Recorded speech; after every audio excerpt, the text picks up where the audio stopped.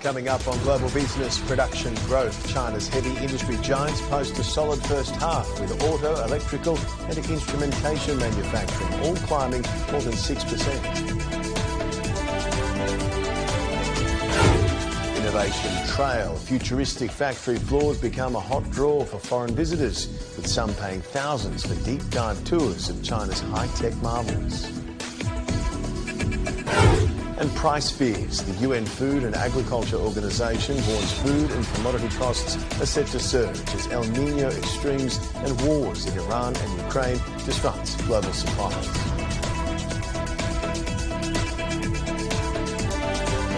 Welcome to CGTN's Global Business. I'm Lincoln Humphreys. Our top story, China's large-scale machinery enterprises saw their added value grow 6.4% year-on-year in the first half of 2026, according to data released Thursday by the China Machinery Industry Federation. 5 key sectors, including general equipment, specialised equipment, automobiles, electrical machinery and instrumentation manufacturing, all posted year-on-year growth exceeding 6%. China's automobile sector continues to show strong momentum in foreign trade. In the first half of this year, the total value of auto imports and exports rose by more than 25% compared with the same period last year. Fueled by sustained demand from overseas markets, export performance remained particularly robust. Total exports reached $145 billion, jumping 33% from a year ago. In June alone, export value reached $28 billion, soaring by more than 47% year-on-year, a clear sign of the sector's growing global competitiveness. China's auto industry has built its reputation on affordable electric vehicles, but now domestic brands are moving into one of the last strongholds of imported luxury cars, chauffeur-driven multi-purpose vehicles or MPVs. Dai Kai reports from Shenzhen. For years, the Toyota Alphard and Lexus LM have dominated Asia's chauffeur-driven MPV market. Chinese automakers now believe intelligent EVs are giving them a chance to rewrite the rules.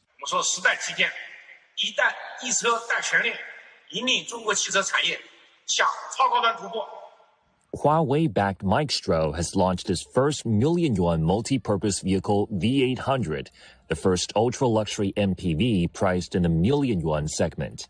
The launch marks another step in China's push towards manufacturing higher-end vehicles as domestic brands look beyond affordability and compete on technology, comfort, and brand value. The trend has been building for some time. At this year's Beijing Auto Show, brands including Zeekr, GAC, and Huawei-backed Stelato unveiled premium MPVs, mostly priced between 300,000 and 600,000 yuan. The Maestro V800 goes a step further, targeting buyers traditionally drawn to imported executive models. The move signals that Chinese automakers are now trying to complete their product portfolios. From compact city EVs and family SUVs to executive sedans, off-road vehicles, and chauffeur-driven MPVs, domestic brands are entering nearly every major segment of the market. The shift is backed by one of the world's most complete EV supply chains. Here in the Greater Bay Area, vehicle manufacturers work alongside battery makers, autonomous driving developers, LiDAR suppliers, and automotive electronics companies, allowing new technologies to move from R&D into production much faster. But building a premium brand requires far more than technology, and how automakers earn long-term consumer trust remains the bigger challenge. 戴凯怡 CGTN 深圳广东 Province. The US-based global AI platform OpenRouter reports that 4 of the 5 top-ranked models in the latest weekly AI usage rankings were developed by Chinese companies. The list shows that Chinese AI has maintained a leading position in the rankings for 14 consecutive weeks, with DeepSeek V4 Flash leading the pack at 7.22 trillion tokens consumed in a single week. The rankings are based on total token usage across the platform, with token counts reflecting both prompt and completion tokens processed by each model. China's open-source AI models have surpassed 10 billion cumulative downloads, the highest in the world. As China's population continues to age, the silver economy is also evolving, with technologies such as artificial intelligence opening up new possibilities. Let's take a closer look at how Wuxi in Jiangsu province is using technology to improve the lives of older people. At a rehabilitation hospital in Wuxi, Jiangsu province, Li is undergoing training with the help of a wearable robotic device. It can be put on in just 1 minute. The device provides real-time support to ankle muscles, helping stroke patients regain their ability to walk. I couldn't even lift my leg before, but with the doctor's guidance, I started using this exoskeleton. I'm walking much better than before. A year ago, Li suffered a stroke that left him partially paralyzed and bedridden for a long time. His wife, Liu, doesn't have the strength to help him stand up. Now he can walk with a cane, and I just stay nearby to keep an eye on him. It makes things much easier for me. At first, we thought about using the technology for everyday consumers, but after talking to nursing homes, hospitals and experts, we realized there was a much greater need among patients. So, we adapted the technology for medical use, turning it into a wearable robot to help people recovering from strokes, spinal cord injuries and cerebral palsy.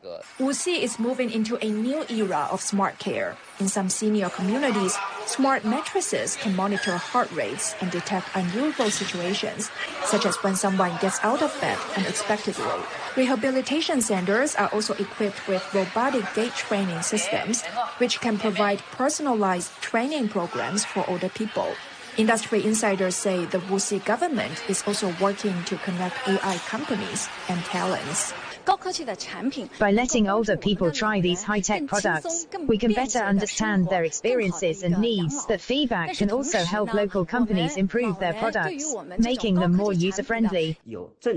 Wuxi has provided a lot of practical policy support. It also has a strong foundation in the Internet of Things and AI industries, which makes it a great place to develop new technologies. By 2030, the city expects its core AI industries to surpass 120 billion yuan, or about $17.8 billion US.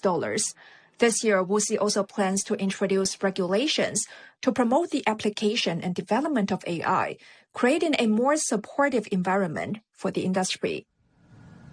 To some other business headlines from China now. The People's Bank of China and the Central Bank of Argentina have renewed their bilateral local currency swap agreements, valued at 130 billion yuan, that's $19 billion US. The deal is valid for 5 years and may be extended upon mutual consent. Meanwhile, gold investment demand remained robust in the first half of 2026, according to the China Gold Association. Domestic gold consumption rose 1.2% year-on-year, with bar and coin purchases surging more than 28%. At the same time, domestic raw gold output fell at 14.6%, while imports of raw gold increased at 4.6%. And Chinese stocks traded mixed on Thursday. Non-ferrous metal shares outperformed, buoyed by rising international gold prices, while tech stocks pulled back. Analysts said the overall market impact from US-China tech trade tensions has so far been limited. Investors are now awaiting Friday's Chinese trade data for further clues on the economic outlook. Still to come on Global Business. Innovation Trail. Futuristic factory floors become a hot draw card for foreign visitors, with some paying thousands of dollars for deep dive tours of China's high-tech marvels.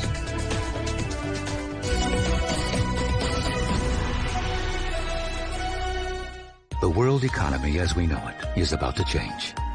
Global business reports highlight emerging markets, developing countries, and dynamic sectors worldwide.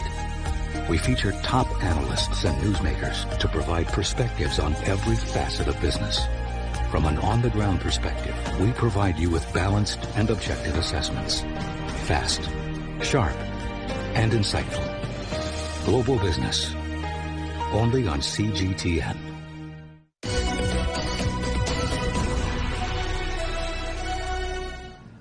Tech is emerging as a new reason for foreign visitors to come to China, where factory floors from the Yangtze to the Pearl River Delta are turning into tourist attractions. EV plants, robotics demonstrations and even rocket launches are now must-see stops. According to Rest of World, some travellers are paying more than $9,000 for in-depth factory tours, while the Financial Times notes growing foreign curiosity in the country's futuristic manufacturing landscape. While Vietnam's labour and Russia's commerçant point to a broader shift, with more professionals choosing Chinese tech hubs over Silicon Valley for hands-on research. China Maxing is about logging off and showing up with hard hats to witness the tech revolution up close. I think Chinese technology is cool, so we've seen a lot of it in social media, yes. So I've liked that. A team that had the latest technology, and I think that could be a great product. The technology is really advanced. I would love to see how they work in real life. It could be really cool to test them, like for example traveling to Greenland. We can actually experience those advanced technologies we've heard about right here in China. We've even downloaded various apps just for that. We're truly curious about exploring China. I think they're really amazed when they see how futuristic China is. I mean, I just was amazed when I saw the Chinese cars, how spectacular they were, and the robots that I saw in China, and actually ordering food in a park and having the food brought to me on a drone right there. You've never seen that in the UK. China is probably the #1 in the world for production and manufacturing. So people go there to buy machinery, such as myself. You know, I get a lot of samples from bottles, from production. Everything that I'm starting to produce and actually sell in Cambodia here is actually coming from China, whether it's the raw material or the actually finished products. Staying with China's inbound tourism, official data shows visa-free entries jumped 30% in the first 6 months of this year. Here in Beijing, we spoke with foreign tourists to find out what's at the top of their must-see lists.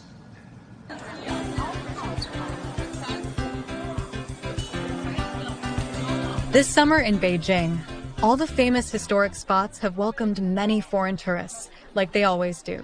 It's my second time. The first time I traveled to Shanghai, Nanjing, and Suzhou. I'm glad that I've been able to see places that had thousands and thousands of years of history. But the trips to China are no longer confined within typical sightseeing or learning about the ancient culture. I also try to fit into society and maybe try to watch some video on WeChat and Alipay to see maybe some cultural changes between Italy and China. There you go. It's more about the Chinese people's modern lifestyle.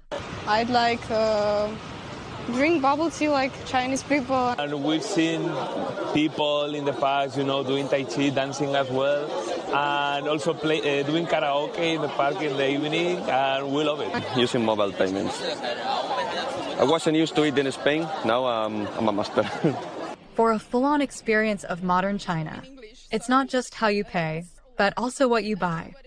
We got a fan, umbrella, different umbrella with designs, magnets. We saw yesterday in another mall, like they had these traditional clothes, but in a modern style. They were really beautiful. There's some headphones I was seeing that I wanted to buy, and the clips here in your ears and their headphones. I thought those were really cool. Some of the foreigners we talked to in Beijing have plans to fly to Guangdong for their next destination. When asked why, they said they had watched the Chinese romantic film Dear You and simply wanted to check out the movie scenes. Besides traditional shopping centres featuring big brands and flagship stores, foreign tourists and local consumers in Beijing are also finding some new places to hang out and shop, venues that have faded from the spotlight and reinvented themselves. Our reporter Sun Changyi explores a decades-old commercial landmark that has taken on a new vibe. Our first stop is this 3,000 square meter vintage marketplace tucked away in the Friendship Store shopping mall. From second-hand luxury handbags and jewelry to digital gadgets and designer toys, you can find it all here. The idea of circular economy resonates with young consumers' changing consumption concepts, turning this place into a major crowd puller. This is actually my first time here, but I think I'll definitely come back. For young people, I think secondhand shopping is not only cost-effective, but also a more eco-friendly choice. But shopping is definitely not the only experience you'll find here. This refreshing garden-style commercial space brings together a variety of new consumer experiences, from trendy restaurants and coffee houses to youth hostels and pet-friendly spaces. One thing I like about this place is that it's pet-friendly. If you bring your dog here, both you and your pet can have a good time, Another thing is the atmosphere. It's very relaxing. There aren't many places like this in Beijing.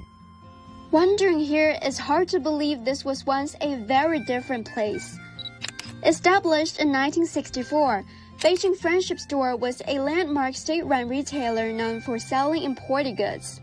A major revamp has now given this historic complex a new life. We redeveloped the old state-owned enterprise's unused spaces, including warehouses, the canteen and changing rooms, into a new commercial space. We introduced a range of independent brands and names favored by younger consumers. Among the 31 brands brought in during the renovation, 26 opened their first store in the city or region, or their flagship store here. Before the transformation, the store attracted only a few hundred visitors a day. In 2026, that number jumped to over 7,000 on weekdays and around 13,000 on weekends. And the place is also becoming a new draw for foreign travelers in Beijing. It's so cool. It looks so... These 20 meters was amazing. Yeah, we don't know where to go first. It's great. The Friendship Store is very well known.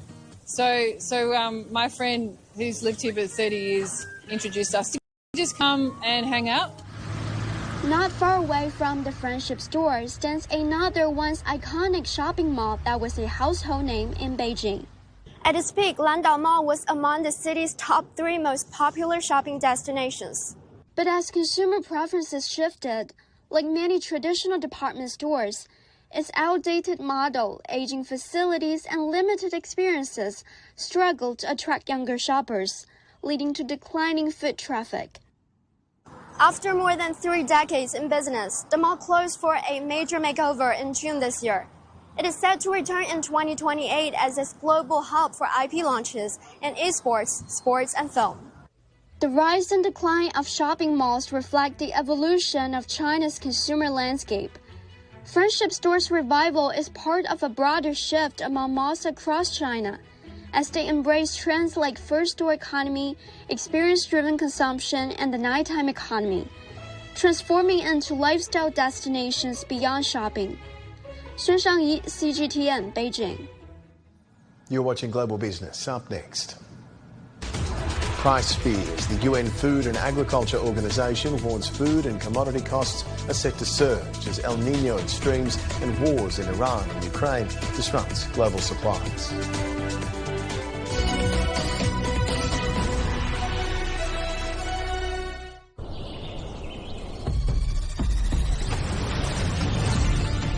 A vast land of 1.4 billion people. The world's second largest economy. Home to stories of the unexpected, the unimaginable, the breathtaking. Stories that touch the soul. Feel the speed, the passion. Enjoy spectacular natural and cultural landscapes. Feel the thrill of cutting-edge innovations.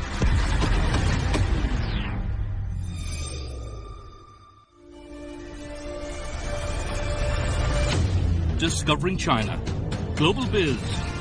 China Travel. We present a China never seen before. 24/7 at your fingertips.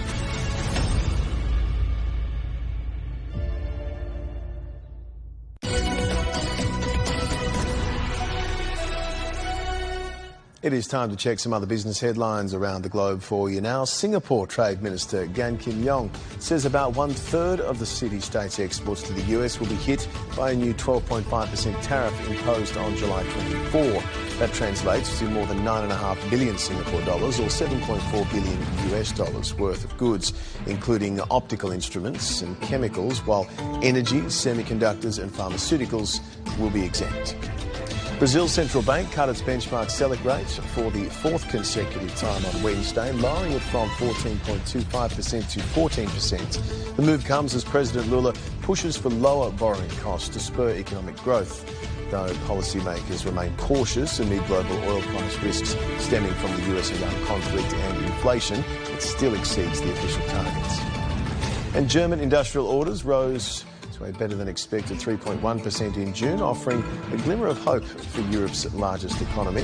However, analysts warn that the fragile recovery could be derailed by escalating risks, including the Middle East conflict and record low Rhine water levels that are disrupting critical transport routes.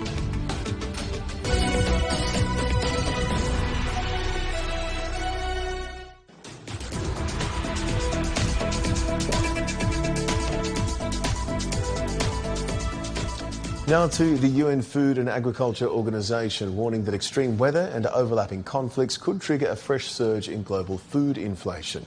Chief economist of the organisation, Maximo Torero, says the current period of stable food prices is likely to end due to the wars in Iran and Ukraine and extreme weather caused by El Niño phenomenon. And these could significantly affect global agricultural systems. He warns that both commodity prices and food prices are set to surge and could rise even more in the coming years. From sensors in the fields to artificial intelligence in greenhouses, digital technologies are transforming agriculture in eastern China's Zhejiang province. In Hangzhou, digital farming is improving productivity, creating jobs and boosting incomes for local communities. Bi Ran reports. At Pengguang Digital Farm, 25 miles from downtown Hangzhou, farming begins with data.